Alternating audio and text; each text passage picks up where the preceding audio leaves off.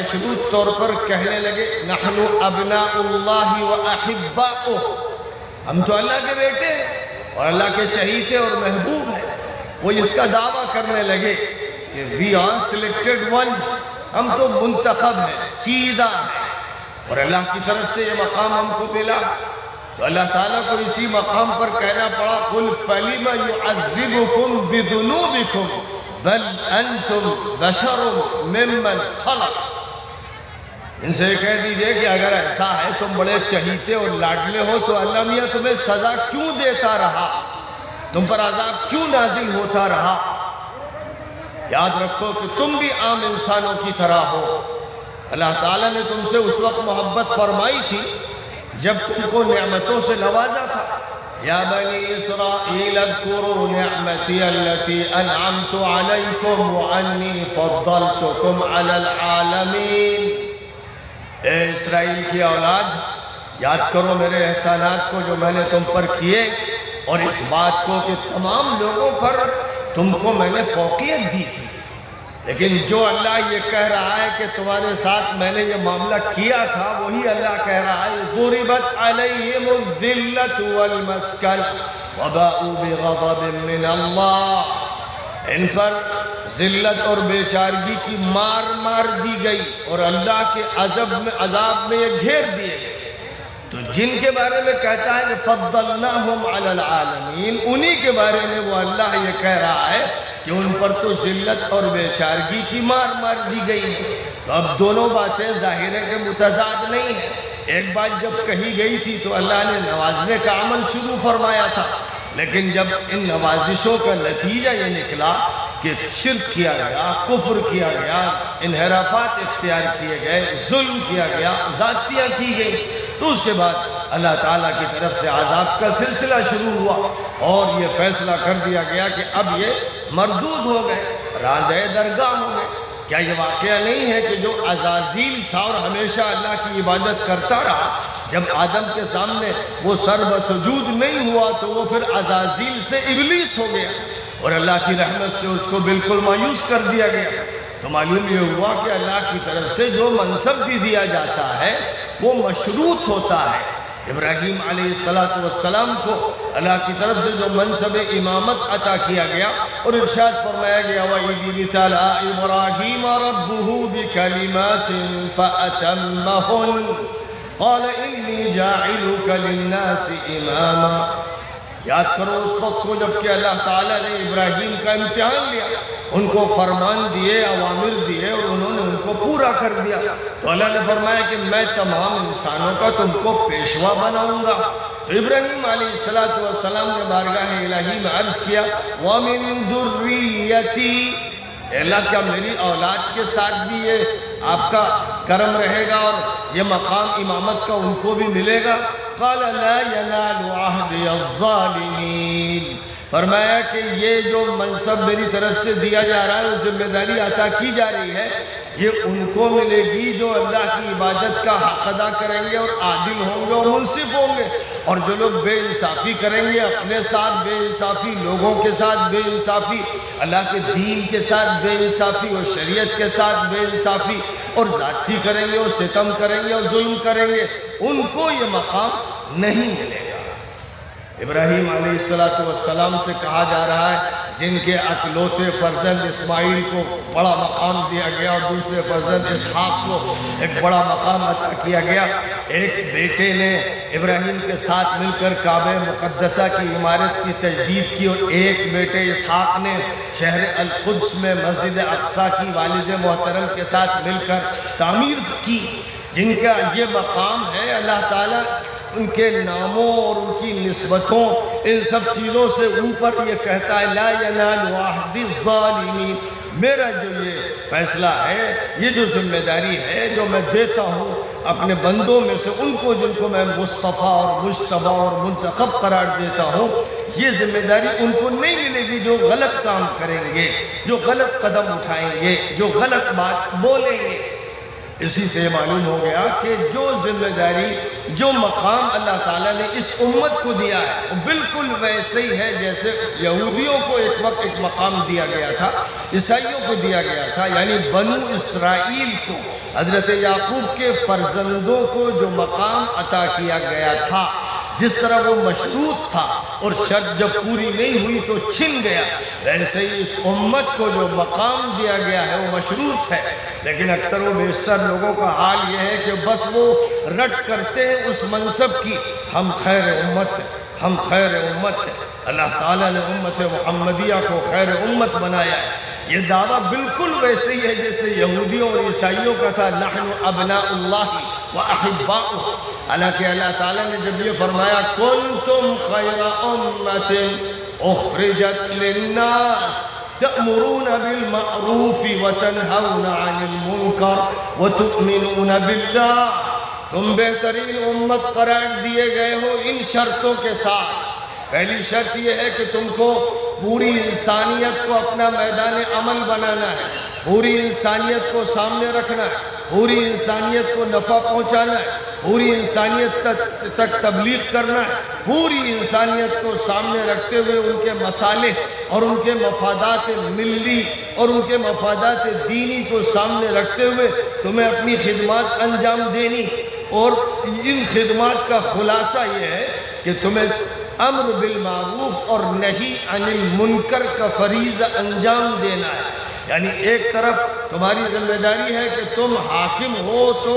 معروف کا حکم دو، بھلائیوں کا، نیکیوں کا، صلاح کا، فلاح کا، بہتر تربیت کا، بہتر تعلیم کا، بہتر سیاست کا، اور صحیح عدالت کا، اور صحیح حکومت کا، اور صحیح اور عادلانہ معاشیات کا، زندگی میں جتنے بھی شعبے ہیں ان سب کو ٹھیک رخ پر چلانے کی ذمہ داری حاکموں کی ہے، محکوموں کی ہے، منتظمہ کی ہے، جوڈیشیری کی ہے۔ جتنے بھی حلقے ہوتے ہیں، انتظامیہ کا حلقہ ہوتا ہے، گورنمنٹ کا حلقہ ہوتا ہے، جوڈیشیری اور عدالت کا حلقہ ہوتا ہے، یہ سارے حلقے، پھر سیکورٹی کا جو حلقہ ہوتا ہے، پولیس کا حلقہ ہوتا ہے، گارڈز کا جو حلقہ ہوتا ہے، اور آرمی کی جو حیثیت ہوتی ہے، وہ چاہے آرمی ہو یا گارڈ ہو یا پولیس ہو یا سیکورٹی کے پرسن ہو یا جوڈیشیری کے لوگ ہوں، چیف جسٹس ہو،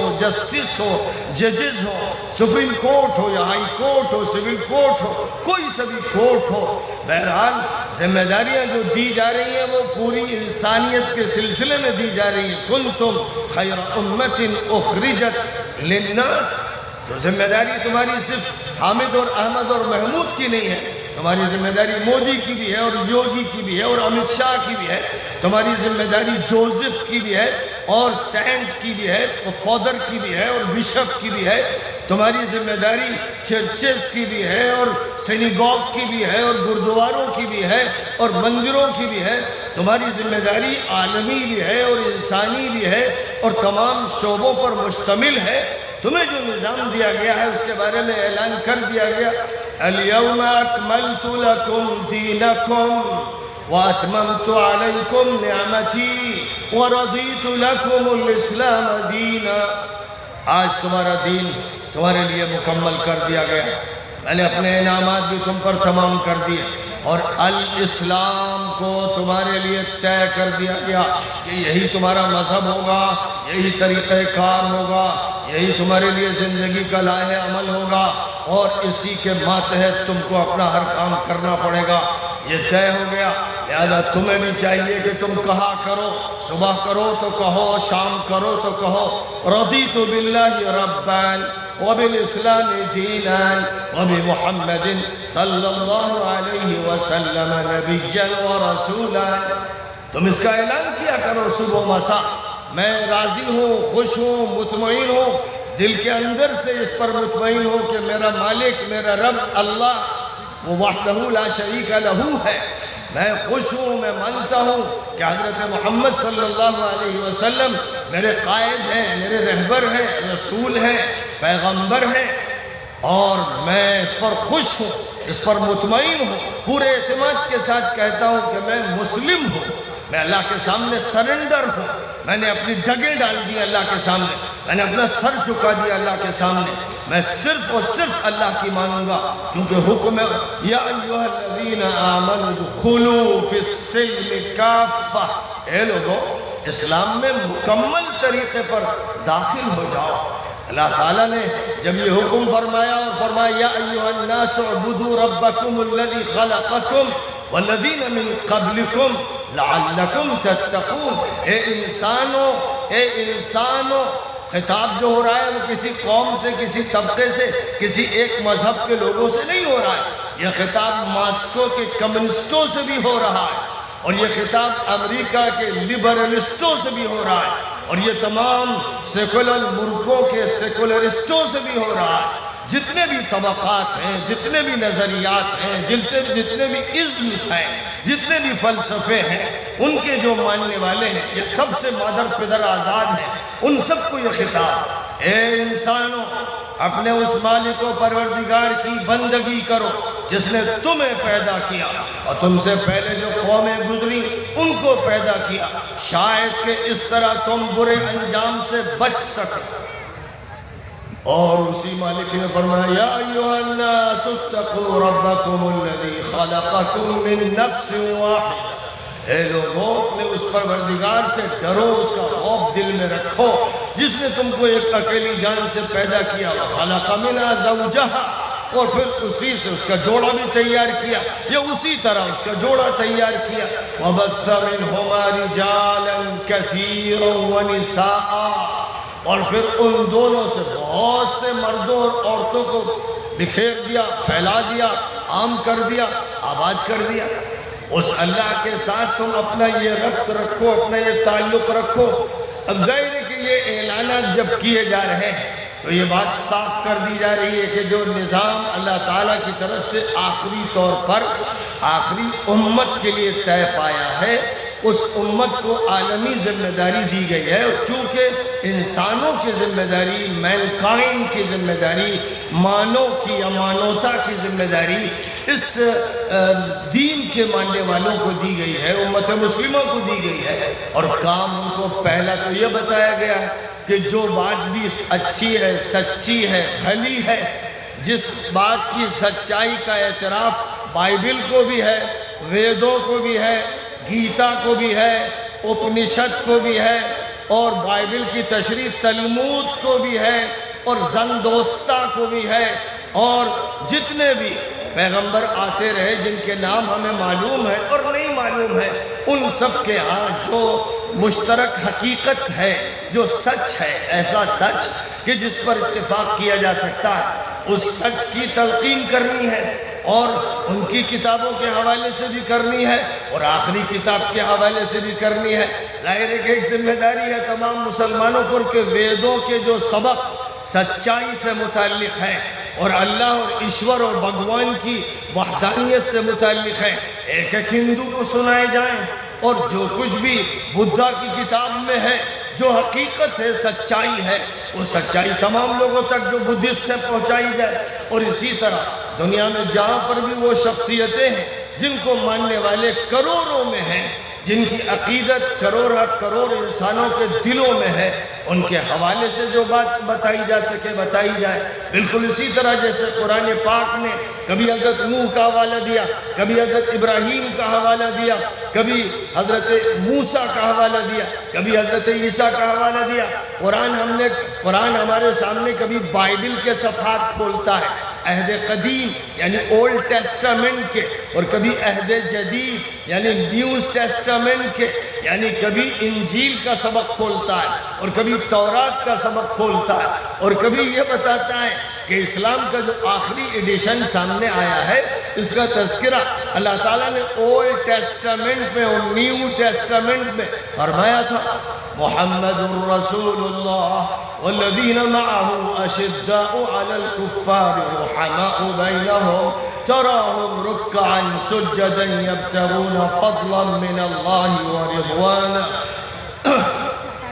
سیماہم فی وجوہہم من اثر السجود ذالک مثلہم فی التوراۃ یہ بات جو کہی جا رہی ہے اولڈ ٹیسٹامنٹ سے کہی جا رہی ہے، اللہ میاں اس کا حوالہ دے رہے ہیں ذَلِكَ مَثَلُهُمْ فِي التَّوْرَاةِ وَمَثَلُهُمْ فِي الْإِنجِيلِ. Gospel of the Jesus the Christ, عیسیٰ مسیح کو جو انجیل دی گئی تھی اس میں بھی ان کا تذکرہ فرمایا گیا تھا. وَمَثَلُهُمْ فِي الْإِنجِيلِ كَزَرْعٍ أَخْرَجَ شَطْأَهُ فَآزَرَهُ فَاسْتَغْلَظَ فَاسْتَوَىٰ عَلَى سُوقِهِ يُعْجِبُ الزُّرَّاعَ لِيَغِيظَ بِهِمُ الْكُفَّارَ وَعَدَ اللَّهُ الَّذِينَ آمَنُوا مِنكُمْ وَعَمِلُوا الصَّالِحَاتِ مِنْهُمْ مَغْفِرَةً وَأَجْرًا عَظِيمًا. تو اللہ تعالیٰ حوالوں سے بات کرتا ہے. کہیں حضرت عیسیٰ علیہ السلام کی بشارت کا تذکرہ فرمایا گیا کہ عیسیٰ نے اپنے لوگوں سے یہ بات ارشاد فرما دی تھی کہ میں اس لیے آیا ہوں کہ ایک نبی کی تمہارے سامنے حقیقت اور پیشین گوئی پیش کروں اور بشارت دوں. اسمہ احمد، جس کا نام پیراکلیٹوس ہوگا، جس کا نام منحمنہ ہوگا، اور جس کو منحمنہ کہا گیا گریک لینگویج میں، اسی کو پیراکلیٹوس کہا گیا ہیبریو لینگویج میں، اسی کو احمد کہا گیا عربک لینگویج میں. تو اللہ تعالیٰ نے جب حوالہ دیا تو یہ حوالہ انجیل کا حوالہ ہے جس حوالے کو قرآن پاک میں ذکر کیا گیا. اور کتنی جگہ پر قرآن پاک میں حوالے موجود ہیں تورات کے، انجیل کے، یہاں تک کہ صحف نوح اور صحف ابراہیم کے. وفی صحف ابراہیم الذی وفا، ابراہیم کے جو صحیفے، اور صحف موسیٰ اور صحف ابراہیم کا بھی ایک جگہ ساتھ ساتھ تذکرہ فرمایا گیا. تو اللہ تعالیٰ کی طرف سے جو کتابیں آتی رہیں، جو صحیفے آتے رہے، اللہ کی طرف سے جو کلام نازل ہوتا رہا، اس میں اللہ نے ماضی کا بھی بیان کیا، مستقبل کا بھی تذکرہ فرمایا. اور آخری نبی کے تذکرے سے تو کوئی کتاب خالی نہیں رہی، آخری نبی کے تذکرے سے تو کوئی نبی خاموش نہیں رہا. تو اللہ تعالیٰ کی طرف سے جو انتظام فرمایا گیا اور پھر اس انتظام کا اظہار فرمایا گیا، اور آخری نبی حضرت محمد صلی اللہ علیہ وسلم کے ذریعے سے ایک امت تیار کی گئی، اور اس امت کو پوری دنیا کی ذمہ داری دے دی گئی. ظاہر ہے کہ اس امت کو پوری دنیا کی ذمہ داری اسی وقت دینا ممکن تھا جب یہ امت معیار ہو، جب یہ اس امت کی میزان صحیح میزان ہو، جب اس امت کی ترازو بالکل درست ترازو ہو، جب یہ امت لوگوں کے لیے ماڈل بن سکے. اس لیے اللہ تعالیٰ کی طرف سے فرمایا گیا وَكَذَلِكَ جَعَلْنَاكُمْ أُمَّةً وَسَطًا لِتَكُونُوا شُهَدَاءَ عَلَى النَّاسِ وَيَكُونَ الرَّسُولُ عَلَيْكُمْ شَهِيدًا. ہم نے تم کو امت وسط بنایا ہے، درمیانی امت بنایا ہے، عادل امت بنایا ہے، منصف امت بنایا ہے، متوازن امت بنایا ہے، بیلنس امت بنایا ہے، افضل امت بنایا ہے. اور اس لیے بنایا ہے تاکہ تمام انسانوں کے سامنے تم حق پیش کرو، حق کی گواہی دو، حق کی سچائی کو سامنے رکھو. یہ ذمہ داری تمہیں دی گئی. تمہاری ذمہ داری یہ نہیں تھی کہ تم صرف مسلمانوں کے بیچ میں رہتے، پھر اس کے بعد بات اتنی بڑھتی کہ مسلمانوں میں تم حصے بکھرے کرتے، مسلمانوں کو فرقوں کے ناموں سے موسوم کرتے، مسلمانوں کو جماعتوں میں اور جمعیتوں میں اور حلقوں میں اور پارٹیوں میں بانٹتے، اور اس امت کو توڑتے، اور اس چمن کو تم نوچتے اور کھسوٹتے، ہر پھول کی پنکھڑیاں جدا کر دیتے، اور پھر ان پنکھڑیوں کو مسل دیتے اور کچل دیتے. تمہیں اس لیے تو تیار نہیں کیا گیا تھا کہ تم یہ کام انجام دیتے رہو. اور ماضی کی امتوں کی طرح کل حزب بما لدیہم فرحون، ہر پارٹی، ہر جماعت اپنے پاس جو کچھ ہے اس پر مگن ہے، مست ہے. حق بس وہ ہے جو ہمارے پاس ہے، دوسرے کے پاس جو ہے وہ حق نہیں. یہ فیصلہ کس نے آپ کو عطا کیا؟ اس فیصلے کو کہاں سے لایا؟ آپ کو تو بہرحال قرآن کی طرف رجوع کرنا ہے کہ وہی دستور ہے، وہی بنیادی کتاب ہے، اور آپ کو بہرحال نبی پاک علیہ السلام کی تشریحات اور بیانات کی طرف رجوع کرنا ہے کہ اللہ تعالیٰ نے محمد عربی علیہ السلام کو پوری امت کے لیے رہنما بنایا، پوری انسانیت کے لیے رہنما بنایا، اس لیے رہنمائی قرآن سے اور حدیث نبوی سے لینی ہے اور پھر اس رہنمائی کو پوری انسانیت کے سامنے رکھنا ہے۔ یہ ذمہ داری مسلمانوں کو دی گئی تھی اور اس میں کوئی شک نہیں کہ نبی اکرم صلی اللہ علیہ وسلم کے صحابہ نے اس ذمہ داری کو جب قبول کیا تو ان کے دماغ میں یہ بات بیٹھ گئی کہ یہ ذمہ داری صرف عربوں کے لیے نہیں ہے، یہ ذمہ داری صرف حجاز کے لوگوں کے لیے نہیں، یہ ذمہ داری صرف بزرگ یا عدنان کے لوگوں کے لیے نہیں، بلکہ اس ذمہ داری کا تعلق جزیرۃ العرب میں بسنے والے تمام علاقوں کے لوگوں سے ہے، تمام قبیلوں کے افراد سے ہے، اور اس ذمہ داری کا تعلق پھر رومن امپائر اور پرشین امپائر میں بسنے والی تمام رعایا سے ہے، حکمرانوں سے بھی ہے، محکوموں سے بھی ہے، غلاموں سے بھی ہے، عورتوں سے بھی ہے، مردوں سے بھی ہے، بچوں سے بھی ہے، جوانوں سے بھی ہے، بوڑھوں سے بھی ہے، کوئی طبقہ، کوئی حلقہ اور کوئی بھی جماعت اس سے مستثنیٰ نہیں ہے۔ یہ بات انہوں نے سمجھی اور اسی کا یہ نتیجہ تھا کہ وہ جزیرۃ العرب پر بس کر کے نہیں بیٹھ گئے بلکہ وہ آگے بڑھے۔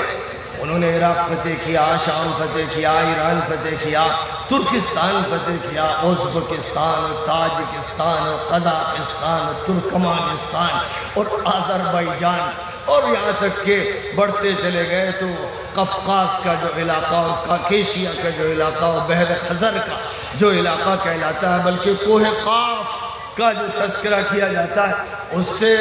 ساؤتھ افریقہ تک اور پھر مشرق و مغرب کے جن جن ملکوں تک وہ یا ان کے بعد تابعین یا تبع تابعین پہنچ سکے، ان کو یہ معلوم تھا کہ کہیں ٹھہرنا نہیں اور ہر انسان کو مخاطب کرنا ہے۔ یہ اسی کا نتیجہ تھا کہ آج ہم پورنیہ میں بیٹھے ہوئے ہیں اس کلمے کے ساتھ جس کی صدا صفا کی پہاڑی پر آخری نبی نے بلند کی تھی، وہ صدا جو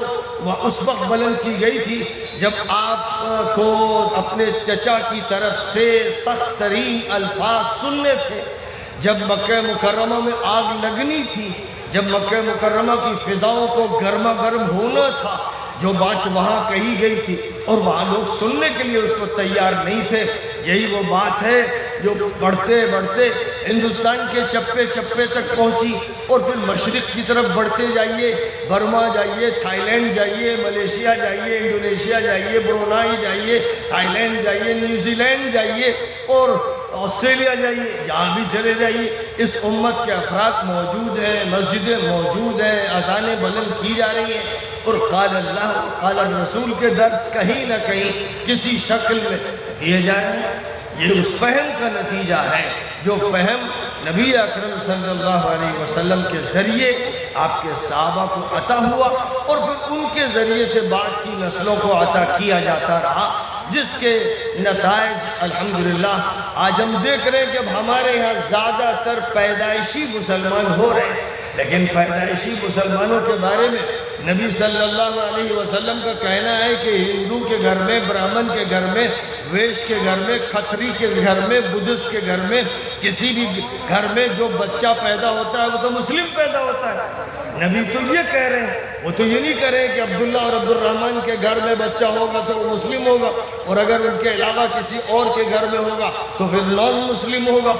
یہ بات قرآن نہیں کہہ رہا ہے، نبی نہیں کہہ رہا ہے۔ قرآن کہتا ہے فطرت اللہ التي فطر الناس عليها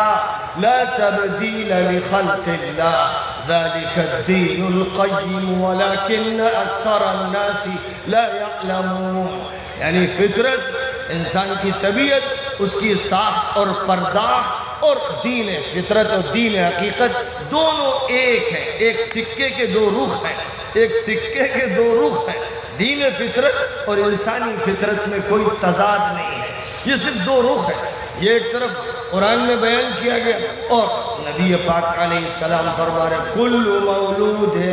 یولد علی الفطرہ فابواہ یحودانہ او یمجسانہ او ینصرانہ۔ ہر بچہ یہودی گھر میں پیدا ہونے والا، عیسائی گھر میں پیدا ہونے والا، ہر وہ بچہ جو RSS کے کسی ممبر کے گھر میں پیدا ہوا ہے، جو بجرنگ دل کے کسی ممبر کے گھر میں پیدا ہوا ہے، وہ سلیم فطرت لے کر آیا ہے، اس کی تختی صاف ہے اور اس کے اسکرین پر کوئی چیز فیڈ نہیں کی گئی، یعنی اسکرین پر اگر آپ پلے کرنا چاہیں تو کچھ نہیں نکلے گا۔ جب وہ پیدا ہوا تو صرف فطرت سلیمہ لے کر آیا، لیکن اس کے بعد فیڈنگ کا عمل شروع ہو جاتا ہے، اور ظاہر ہے کہ ایک فیڈنگ کمپیوٹر میں ہوتی ہے، جب آپ نمبر پر اپنی انگلیاں چلاتے ہیں یا حروف پر انگلیاں چلاتے ہیں، اور ایک فیڈنگ دماغ میں ہوتی ہے، جب آپ بول کر اور کسی عمل کو دکھا کر بچے کے دماغ میں فیڈنگ کا عمل کرتے ہیں تو کیا کرتے ہیں؟ فَأَبَوَاهُ يُحَوِّدَانِهِ أَوْ يُنَصِّرَانِهِ أَوْ يُمَجِّسَانِهِ، اور آگے بڑھیے أَوْ يُحَنِّدَانِهِ، اور جو بھی مذہب ہے ان سب کا ذکر کرتے چلے جائیے تو تبدیلی بعد میں آتی ہے، جس کا مطلب یہ ہوا کہ جب بالکل صاف تختی تھی تو اے مسلمانوں آپ کہاں چلے گئے تھے؟ آپ نے فطرت کو کیوں نہیں پکارا؟ آپ نے ضمیر کو دعوت کیوں نہیں دی؟ آپ نے انسان کے ذہن کو خطاب کیوں نہیں کیا؟ آپ نے انسانیت کو بنیاد بنا کر بات کیوں نہیں کی؟ اگر انبیاء انسانیت کی بنیاد پر بات کرتے رہے اور آخری نبی نے یا ایہا الناس کہہ کر تمام انسانوں کو مخاطب کیا اور ان سب کے درمیان کام کیا، تو اے مسلمانوں، ہندوستان کے مسلمانوں، آخر کون سی بیماری تمہیں لگ گئی کہ تمہارا خطاب ڈائیورٹ ہو گیا؟ تم نے پہلے اپنی طرف اس کو ڈائیورٹ کیا، یعنی صرف مسلمانوں کے درمیان، پھر اس کے بعد تم نے اپنے حصے بکھرے کیے، اپنے ٹکڑے کیے، پھر الگ الگ حلقوں میں خطاب شروع ہو گیا، اور اب یہ خطاب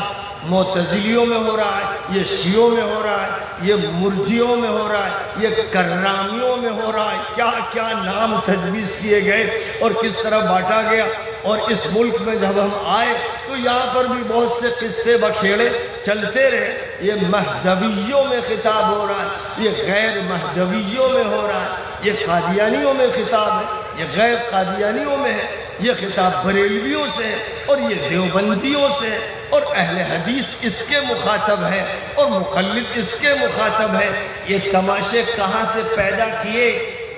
اے مسلمانوں، یہ تماشے کہاں سے لائے؟ کہ کون سا وہ پیٹ ہے، وہ کون سی منحوس مادر ہے جس کے پیٹ سے ایسے منحوس بیٹے پیدا ہوئے؟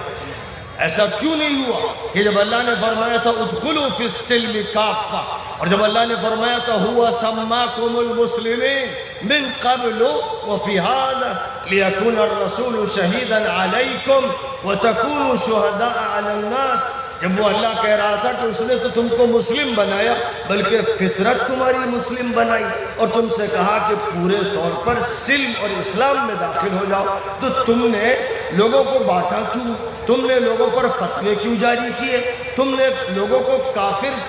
کیوں کہا؟ تمہارا کام تو یہ تھا کہ کافروں کو جہنم سے بچا کر جنت میں لاؤ، نبیوں کا یہ کام ہوتا ہے، اور آخری نبی راتوں کے اسی کے لیے روتے تھے اور دن میں اسی کے لیے لوگوں کے پاس نکلتے تھے، تڑپتے تھے اور اللہ سے بھی مانگتے تھے اور لوگوں سے کہتے تھے ہلموا الیہ ہلموا الیہ انا آخذ بحجزکم عن النار، اے لوگوں میری طرف آؤ، میں تمہارے پٹکے پکڑ کے کھینچ رہا ہوں، تم آگ میں کودے چلے جا رہے ہو اور میں تمہیں بچانے کی کوشش میں لگا ہوا ہوں۔ یہ وہ صورتحال ہے جس کو نبی پاک علیہ السلام بیان کر رہے ہیں۔ آج کا جو مولوی بیٹھتا ہے، چیئر پہ بیٹھتا ہے، کہیں خطابت کا فریضہ انجام دیتا ہے تو دوسرے فرقوں کو گالی بکتا ہے، انہیں کافر کہتا ہے، کسی کو بدعتی کہتا ہے، پہلے تفریق کی لکیریں پیدا کرتا ہے، دیواریں کھڑی کرتا ہے، مانوتا کا قتل کرتا ہے، مینکائنڈ کے ٹکڑے کرتا ہے، پہلے یہ واعظ، یہ مجرم پہلے یہ حرکت کرتا ہے جس حرکت پر اللہ نے عذاب عظیم کی سزا کا اعلان فرمایا ہے، پہلے یہ وہ حرکت کرتا ہے، ظاہر ہے کہ اس کے منہ سے نحوست ٹپکتی ہے، اس کے عمل سے شقاوت ظاہر ہوتی ہے، پہلے وہ بدبختی کا ماحول قائم کر دیتا ہے اور اس امت کو ایک پلیٹ فارم پر جمع ہونے دینے کے لیے تیار نہیں ہوتا ہے۔ اللہ کے رسول کہتے ہیں اور اللہ کہتا ہے وَاعْتَصِمُوا بِحَبْلِ اللَّهِ جَمِيعًا وَلَا تَفَرَّقُوا، اللہ کی رسی کو مل کر سب لوگ مضبوطی سے تھام لو اور مت فرقوں میں بٹنا، الگ الگ ٹولیاں مت بنانا، فرقے مت بنانا، یہ حکم ہے قطعی اور اللہ کی طرف سے دیا جا رہا ہے۔ اور آگے چل کر آیت کریمہ میں یہ بھی فرمایا جا رہا ہے کہ جو لوگ بھی ایسا کریں گے کہ فرقے بنائیں گے اور فرقوں میں بانٹیں گے فَلَهُمْ عَذَابٌ عَظِيمٌ، ان کو سنگین سزا دی جائے گی۔ اس کے بعد آخر کیا ہوا کہ جو پکار اللہ کی طرف سے تھی، یا ایھا الناس اعبدوا ربکم، اے لوگو، اے انسانوں، اے ہندوؤں، اے سکھوں، اے عیسائیوں، اے فلاں و فلاں، اپنے مالک، اپنے لارڈ، اپنے گاڈ، اپنے ایشور کی پوجا کرو۔ جو ایشور کے نام سے اس کو جانتا ہے اس کو چاہیے کہ ایشور کے نام سے بتایا جائے، جو لارڈ کہتا ہے اس سے بتایا جائے کہ لارڈ جو ہے ایک وحدہ لا شریک لہ، اس کی عبادت کرو، کسی اور کی عبادت نہ کرو۔ جب یہ صدا اس کو سنائی دے گی اور اس کو پکارا جائے گا تو وہ ٹھٹک کر کھڑا ہو جائے گا۔ افسوس تو یہ ہے ہر مسجد سے آپ نے جو صدا لگائی اور اللہ کے رسول نے لگوائی اور اللہ کی طرف سے خواب میں الہام فرمایا گیا، اللہ اکبر، اللہ اکبر،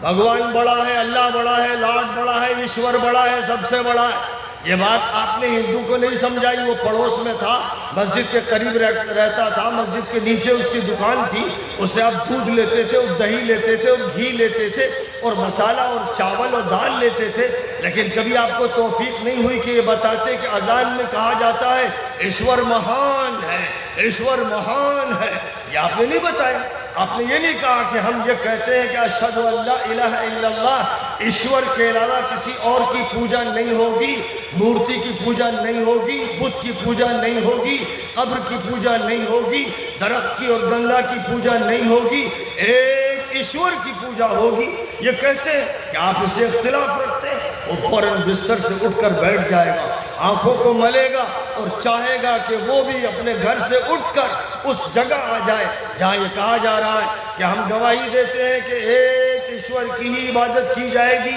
اور وہی ہمارا مالک ہے۔ اور پھر آپ جب کہتے ہیں اشہد ان محمد رسول اللہ، میں گواہی دیتا ہوں کہ محمد صلی اللہ علیہ وسلم اس کے میسنجر ہیں، اس کے دودت ہیں، اس کے پروفٹ ہیں، اس کے پیغام کو لے کر آنے والے ہیں۔ جب آپ یہ بات کہتے ہیں تو ظاہر ہے کہ ایک غیر مسلم بھی فوراً سوچنے پر مجبور ہو جائے گا کتنی اچھی بات ہے، کتنی پیاری بات ہے، جو بات کہی جا رہی ہے اس سے کوئی اختلاف نہیں۔ اور جب آپ کہیں گے حی علی الصلاۃ، آؤ پوجا کے لیے، آؤ عبادت کے لیے، ایک ایشور کی پوجا کرو، تو پھر کوئی بھی نہیں کہہ سکتا کہ نہیں کریں گے۔ ہر شخص کو ماننا ہے کہ ہاں اسی کی پوجا ہونی ہے اور ہمیں اسی کے ہاں جانا ہے۔ اگر ہم بات اس زبان میں کہیں جس کو مخاطب سمجھتا ہے، جیسے قرآن میں اس زبان میں بات کی گئی جس کو جزیرۃ العرب کے مخاطبین سمجھتے تھے، اور جب ایران میں اسلام گیا تو پرشین میں باتیں کی گئی، اور جب رومن امپائر میں اسلام گیا تو ہیبریو لینگویج میں، سیرین لینگویج میں، ایجپشین لینگویج میں، بربری لینگویج میں بات کی گئی جس کے ذریعے سے وہ بات کو سمجھ سکے، کیونکہ اللہ کا فرمانا ہے وَمَا أَرْسَلْنَا مِن رَّسُولٍ إِلَّا بِلِسَانِ قَوْمِهِ لِيُبَيِّنَ لَهُمْ، ہم نے جو پیغمبر بھیجا اس کی قوم کی زبان میں بھیجا تاکہ وہ بات کھول کر بیان کر دے۔ تو اب یہاں کون ہے جو سنسکرت میں بات کرے، ہندی میں بات کرے، بھوجپوری میں بات کرے، بنگالی میں بات کرے، آسامی میں بات کرے، گجراتی میں کرے، ملیالم میں کرے، کنڑ میں کرے، تلگو میں کرے، اور یہ بات اللہ کی ہو اور یہ پیغمبرانہ بات، یہ بات فلاں جماعت کی نہیں، یہ جمعیت العلماء کی ہے، اور جماعت اسلامی کی ہے، اور یہ تبلیغ کی ہے، اور یہ فلاں حلقے اور فلاں حلقے کی۔ ان تمام حلقوں کو لپیٹ دیجئے، ان سب کو لپیٹ کر ایک گٹھری میں بند کر دیجئے تاکہ کوئی ادھر ادھر نکل نہ سکے، اور سب کے سب اللہ کے بندے رہیں اور نبی کے امتی رہیں، اور سب کے سب مسلم رہیں، بس اور بس۔ وَسَمَّاكُمُ الْمُسْلِمِينَ مِن قَبْلُ وَفِي هَذَا اگر خطاب کا رخ یہ ہو اور اس کے بعد جن کو خطاب کرنا ہے اخرجت للناس، یہ امت تمام لوگوں کے لیے برپا کی گئی، تأمرون بالمعروف، جتنی بھی بھلائیاں ہیں ان کی بات کیجئے، کوئی اعتراض نہیں کر سکتا۔ میں ڈنکے کی چوٹ پر کہتا ہوں جو بات ویدوں میں ہے، گیتا میں ہے، تورات میں ہے اور زبور میں ہے اور انجیل میں ہے اور قرآن میں ہے اور حدیث میں ہے، پوری طاقت سے اس کو آپ دلی کی پارلیمنٹ میں کہیے، کوئی ایم پی بول نہیں سکتا۔ آپ اس بات کو پوری قوت سے وزیر اعظم سے کہیے، وزیر اعلیٰ سے کہیے، وہ زبان کھول نہیں سکتا۔ اس میں شرم ہوگی تو اس کی آنکھوں سے آنسو جاری ہو جائیں گے، وہ سر جھکا دے گا، اور بے غیرت ہوگا تو خاموش رہے گا۔ یہ وہ سچائیاں ہیں، یہ وہ حقیقتیں ہیں جن کا انکار نہیں ہو سکتا۔ لیکن آپ نے زبان بدلی، آپ نے زبان بدلی، آپ نے طریقہ بدلا۔ آپ کا طریقہ انبیائی نہیں ہے، آپ کا طریقہ انگریزوں کے دور میں احتجاج اور مظاہروں کا جو طریقہ رہا، ریلیوں کا جو طریقہ رہا، وہی گھسا پٹا اور مرا ہوا اور زہر آلود بلکہ کینسر زدہ وہ طریقہ ہے جس کے ذریعے 1803 سے جب حضرت شاہ عبدالعزیز صاحب نے انگریزوں کے خلاف جہاد کا فتویٰ دیا، اس سے لے کر 1947 تک لاکھوں مسلمان شہید کیے گئے اور درختوں پر علماء کی لاشیں لٹکائی گئیں، اور کبھی مالٹا میں اور کبھی انڈمان میں اور کہیں کے بھی جیل میں ان کو داخل کیا گیا۔ جو اللہ کی طرف سے فتح و نصرت کے وعدے تھے، کیا بات ہے کہ وہ سارے وعدے منہ پھیر کر اس امت سے دوسری طرف چلے گئے، اور اتنی جدوجہد اور اتنی قربانیوں کے باوجود 1947 میں نہ انہیں پاکستان ملا نہ ہندوستان ملا۔ پاکستان سیکولرسٹوں کو مل گیا اور ہندوستان بھی سیکولرسٹوں کو اس طرح ملا کہ یہاں پر خفیہ طور پر ایک ایسا طبقہ غالب آنے لگا جس کا یہ فیصلہ تھا کہ وہ کسی مذہب کو لوگوں پر مسلط کرے گا، تو نہ ادھر کے نہ ادھر کے، نہ خدا ملا نہ وصال صنم۔ ایسا کیوں ہوا؟ آپ اپنا جائزہ کیوں نہیں لیتے؟ آپ کو ذرا سا نزلہ ہوتا ہے تو چیک اپ کراتے ہیں، آپ ایم آر آئی کراتے ہیں، آپ اپنے اندرون کے جائزہ لینے کے لیے کبھی ایکس رے کراتے ہیں، کبھی الٹرا ساؤنڈ کراتے ہیں۔ کوئی مشین ایسی نہیں ہے جس میں قومی اور ملی بیماریوں کا چیک اپ کرایا جائے اور اندر سے دیکھا جائے کہ کیا بات تھی کہ 1803 سے 1947 تک ہم قربانی دیتے رہے لیکن پھل کسی اور کو ملتا رہا، کیوں ایسا ہوا؟ اور وہ 1947 سے آج تک ہم پٹتے رہے، گھٹتے رہے، مٹتے رہے، لیکن اس کے بعد پھر ایسی صورتحال ہے کہ سوائے شکوے کے زبان پر اور کچھ نہیں ہے۔ جو شرکت کر رہے ہیں وہ اپنے مفادات کے لیے کر رہے ہیں، اور جو نہیں کر رہے ہیں وہ صرف اپنی قسمت کو رو رہے ہیں۔ ایسا کیوں ہوا؟ اللہ تعالیٰ کی طرف سے تو یہ نظام ہے نہیں۔ وَمَن نَصْرُ إِلَّا مِنْ عِنْدِ اللَّهِ الْعَزِيزِ الْحَكِيمِ، وہاں تو نصرت کے وعدے ہیں، إِنَّا لَنَنْصُرُ رُسُلَنَا وَالَّذِينَ آمَنُوا فِي الْحَيَاةِ الدُّنْيَا وَيَوْمَ يَقُومُ الْأَشْهَادُ۔ وہ تو یہ کہتا ہے کہ ہم اپنے رسولوں اور ایمان والوں کی مدد کرتے ہیں۔ وہ کہتا ہے وَإِنَّ جُنْدَنَا لَهُمُ الْغَالِبُونَ، ہمارا ہی لشکر غالب ہوتا ہے۔ وہ کہتا ہے أَلَا إِنَّ حِزْبَ اللَّهِ هُمُ الْمُفْلِحُونَ، بے شک اللہ کی پارٹی کامیاب ہوتی ہے۔ یہ قرآن کے بیانات ہیں، اور مفسر یہ سمجھاتا ہے قرآن قطعی ہے۔ مجھے بتائیے قطعیت کہاں گئی؟ یہ قطعیت کہاں گئی؟ اس کا مطلب یہ ہوا کہ قرآن سچا ہے، بالکل سچا ہے، لیکن ہم جھوٹے ہیں، ہم جھوٹے ہیں، ہم حزب اللہ نہیں، ہم جند اللہ نہیں، ہم اولیاء اللہ نہیں ہیں، ہم اِنَّا لَنَنْصُرُ رُسُلَنَا وَالَّذِينَ آمَنُوا میں داخل نہیں ہیں۔ ہم ان الذين قالوا ربنا الله ثم استقاموا تتنزل عليهم الملائكة الا تخافوا ولا تحزنوا من نہیں ہے۔ الا ان اولیاء اللہ لا خوف علیہم ولا هم يحزنون میں نہیں ہے۔ پھر کن میں؟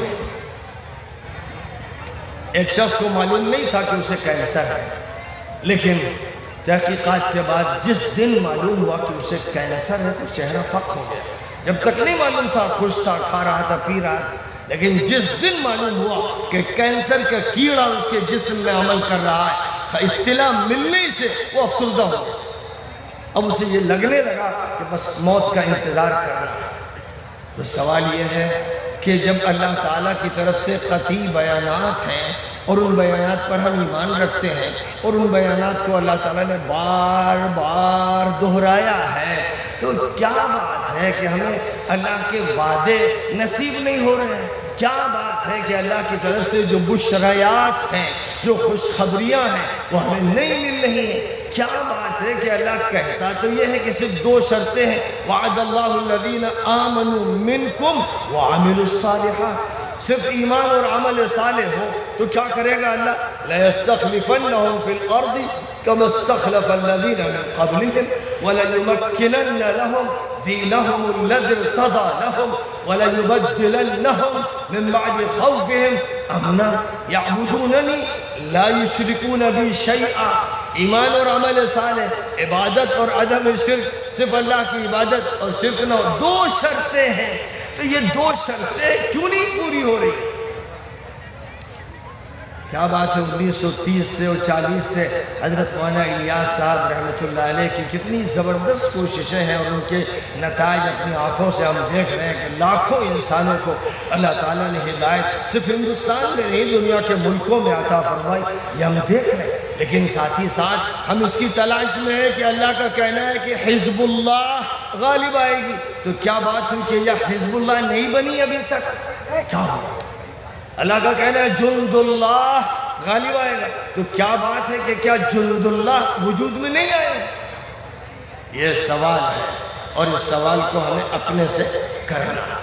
ایک کام تو فرمائے گی یہ یأمرون بالمعروف وینہون عن المنکر، دوسرا کام اس امت کو پوری انسانیت کے لیے جو عطا فرمایا گیا ہے وہ منکر کو روکنا ہے، حاکمانہ سطح پر باقاعدہ قانون کا بھی اور طاقت کا استعمال کر کے روکنا ہے۔ اور ہر آدمی اپنے گھر کا چھوٹا سا حاکم ہے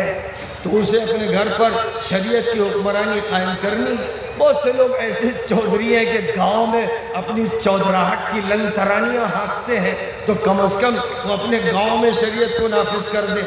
جو لوگ کسی مدرسے کے کسی ادارے کے ذمہ دار ہیں وہ ظاہر ہے کہ اپنے تم تراک میں رہتے ہیں اور سمجھتے ہیں کہ ہم چمن دیگرے نیز، تو وہ اپنے ادارے پر شریعت حق کا قائم فرما دیں۔ یہاں سوال یہ ہے کہ کیا بات ہے کہ شکوہ ہر جگہ ہے، الگ الگ شکوے ہیں۔ اللہ کہتا ہے کہ منکر سے روکنا پڑے گا۔ آج ہمارے معاشرے میں جو نوجوان لڑکے، جو بچے اسکولوں میں جا کر پھر شرک سیکھ رہے ہیں، جو بچے اسکولوں میں جا کر کرسچینٹی سیکھ رہے ہیں، جو بچے اسکولوں میں جا کر لادینیت کا سبق سیکھ رہے ہیں، اور جنہوں نے دین کو کنارے ڈال دیا، ان اسکولوں میں قرآن نہیں پڑھایا جاتا، جن اسکولوں میں دینیات نہیں پڑھائی جاتی، جو ماں باپ اپنے بچوں کو ایسی جہنموں میں ڈالتے ہیں، وہ اصل ذمہ دار ہیں۔ کہ اللہ نے کہا تھا یا ایھا الذین آمنوا قوا انفسکم واہلیکم نارا، اے ایمان والوں اپنے گھر والوں کو، اپنے بچوں کو، اپنے اہل تعلق کو دوزخ سے بچاؤ۔ لیکن جو لوگ اپنے بچوں کو اعلیٰ تعلیم کے تصور سے اپنے بچوں کو شرک اور کفر اور الحاد اور مسیحیت اور غلط نظریات کی جہنم میں پھینکتے ہیں، وہ کتنا بڑا جرم کر رہے ہیں، وہ خود اپنے اوپر گواہ ہے، وہ اپنی نسل کو برباد کرنے پر تلے ہوئے ہیں۔ ان کو یہ فکر نہیں ہوتی کہ بچے کو سب سے پہلے قرآن پڑھانا، سب سے پہلے عربی زبان پڑھانا، سب سے پہلے محمدی نسبت اس میں منتقل کرنا، سب سے پہلے ربانیت کا سبق اسے پڑھانا۔ جن ماں باپ کو اس کا ہوش نہیں ہے، دولت کے پجاری، وہ لوگ جن کو پیسہ چاہیے، پیسے کے لیے وہ ایمان بیچ دیں، شرم بیچ دیں، حیا بیچ دیں، جو لوگ یہ کر رہے ہیں تعلیم کے راستے سے وہ مجرم، اور جو میڈیا کے نشے میں ہیں ان کا حال یہ ہے کہ کسی زمانے میں چھپ چھپ کے سینما گھر جاتے تھے، تھیٹر جاتے تھے، رقص و سرود کی محفلیں منعقد کرتے تھے، نعوذ باللہ طوائفوں کے بیچ جاتے تھے اور ان کو بلاتے تھے۔ جس زمانے میں یہ تھا اس زمانے میں شرم تھی اور حیا تھی، اور ایسے لوگ مکروہ تھے، مبغوض تھے، قابل نفرت تھے، یہ معاشرے سے کٹے ہوئے بڑے حقیر افراد تھے۔ لیکن ہوتے ہوتے ابلیس نے جو اپنا نظام اختیار کیا اس میں جدید ٹیکنالوجی کو استعمال کر کے اور الیکٹرانک میڈیا کا استعمال کر کے ہر شخص کے گھر میں، اس کی جیب میں، اس کے ہاتھ میں سینما گھر پہنچا دیے، تھیٹر پہنچا دیے، ننگی محفلیں پہنچا دی، عریانیت پہنچا دی، فحاشی پہنچا دی، ہر طرح کی جاسوسی پہنچا دی، ہر سازش پہنچا دی۔ نتیجہ یہ ہوا کہ اچھے اچھے دیندار، بڑے تہجد گزار والد صاحب اور دادا صاحب کے بیٹے گھر میں فحش فلمیں دیکھ رہے ہیں۔ جس معاشرے کا یہ حال ہوگا اس معاشرے پر اللہ کا عذاب آ کے رہے گا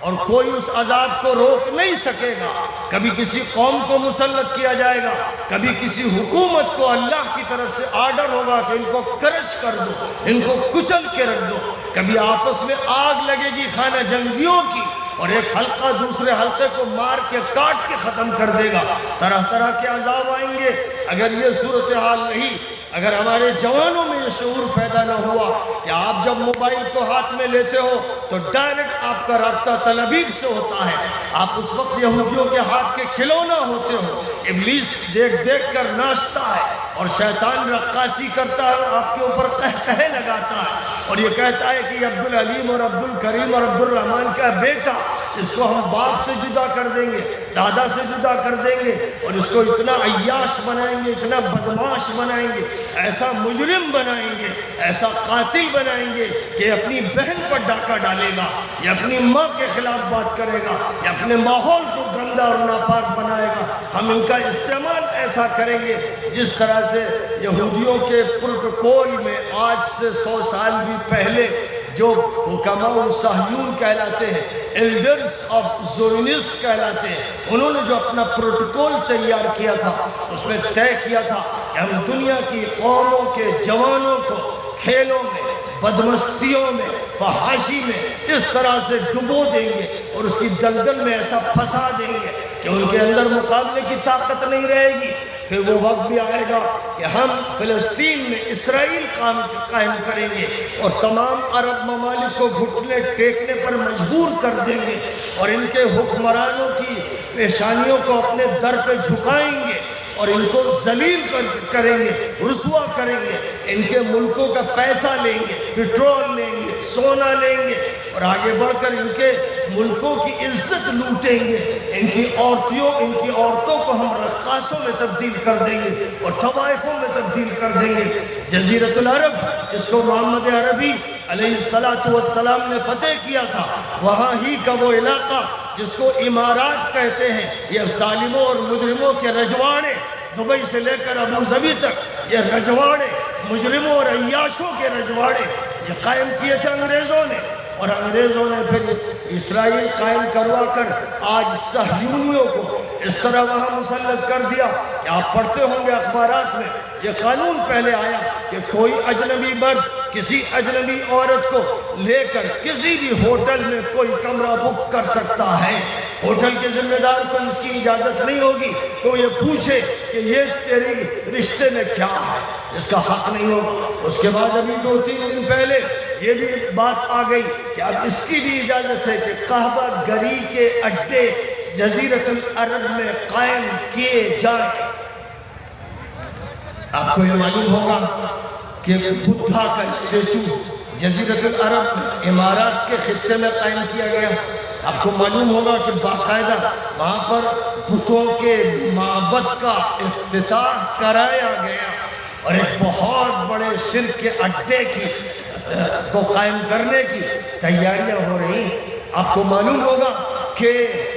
جزیرۃ العرب کے اس خطے میں جس میں جدہ ہے، جہاں سے حاجی جاتا ہے، عمرہ کرتا ہے، حج کرتا ہے، وہاں پر وہ اسٹیچو لگایا گیا جو نیو یارک میں لبرٹی کے اسٹیچو لگا ہوا ہے، وہ اسٹیچو وہاں لگایا گیا۔ اور شمال میں جہاں قوم عاد پر، قوم سمود پر عذاب آیا، قوم لوط پر عذاب آیا، وہاں آج دجال کے لیے ایک بڑا شہر تعمیر کیا جا رہا ہے جس میں اسرائیل کے لوگ دھڑلے سے آتے چلے جا رہے ہیں اور اب ان کو زمینیں خریدنے کی اجازت ہے۔ ایک طرف ان کے فوجی اڈے قائم ہیں، اور ایک طرف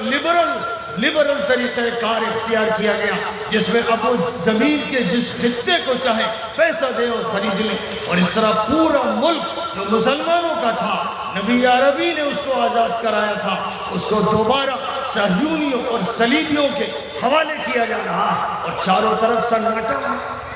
اور اس سناٹے میں سب سے زیادہ مولوی، مفتی، قاضی، ملا، شیخ و صوفی مبتلا ہے، جن کی زبانوں پر تالے لگ گئے ہیں۔ یہ اس امت کے احبار ہیں، یہ اس امت کے رہبان ہیں، یہ وہ لوگ ہیں جن کو اللہ کو چھوڑ کر ارباب بنا لیا گیا، یہ وہ لوگ ہیں جو ظالم حکمرانوں کے ساتھی ہیں، یہ ان کے تلوے چاٹنے والے مجرم ہیں۔ جب تک امت ان سے آزاد نہیں ہوگی، اس وقت تک یہ امت آزادی کی خوشبو سونگھ نہیں سکے گی، اور یہ اس راستے پر نہیں پڑ سکے گی جس راستے پر اس کو پڑھنا ہے، تاکہ یہ دجال کا مقابلہ کرے، دجالی تحریکات کا اور سازشوں کا مقابلہ کرے۔ اے میرے بزرگوں،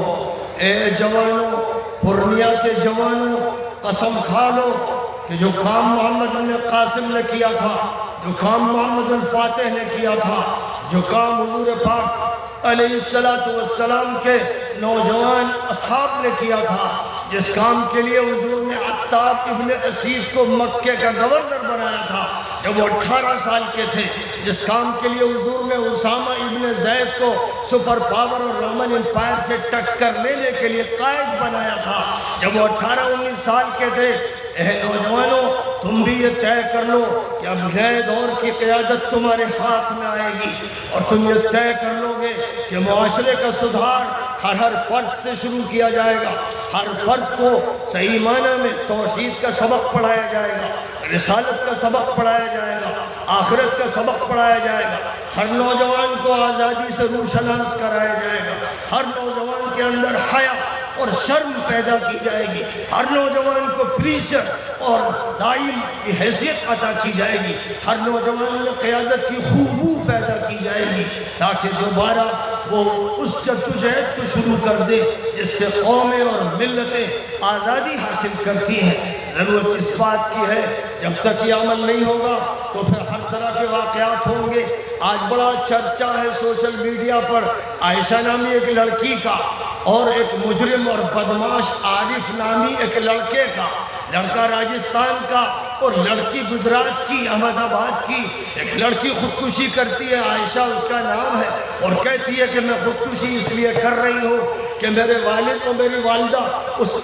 شوہر کی وجہ سے پریشان ہیں جس نے 1.5 لاکھ روپیہ جہیز کا لے لیا، اور بار بار اس کے مطالبے ختم ہونے کو نہیں آتے۔ یاد رکھو مسلمانوں، یاد رکھو،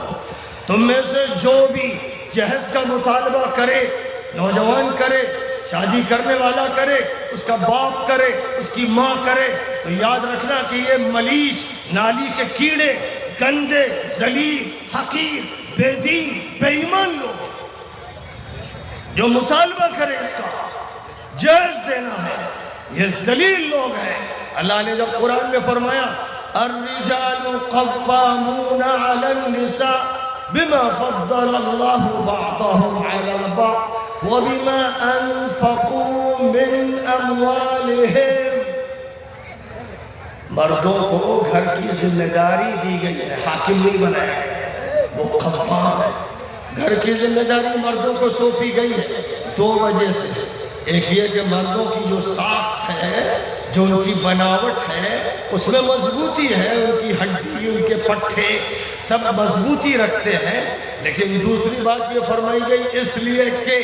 مرد ہی کو سارے خرچے کرنے ہیں۔ اسلامی شریعت میں عورت اور عورت کے گھر والوں پر کوئی خرچہ نہیں رکھا گیا ہے، لہذا جن لڑکے والوں کی طرف سے یا لڑکے کی طرف سے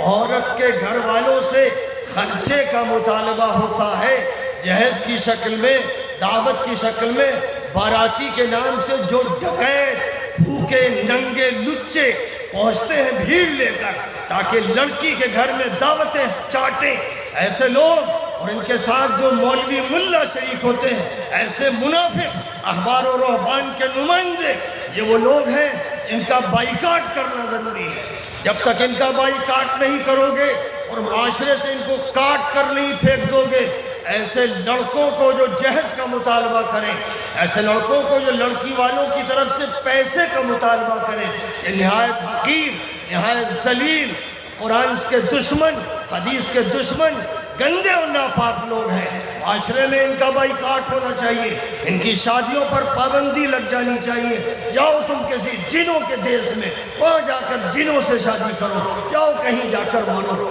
آج جو صورتحال ہے کہ مسلم اور غیر مسلم کی شادیاں ہو رہی ہیں، بڑا شکوہ ہے لوگوں کو کہ مسلمان لڑکیاں ہندو لڑکوں کے ساتھ چلی جاتی ہیں، اور کبھی یہ ہوتا ہے ہندو لڑکیاں مسلمان لڑکوں کے ساتھ چلی جاتی ہیں۔ کو ایجوکیشن کا یہ لازمی اور طبعی نتیجہ ہے، اور اسی طرح جو اختلاط کی نمائشیں ہیں ان کے یہ سب نتائج ہیں۔ اور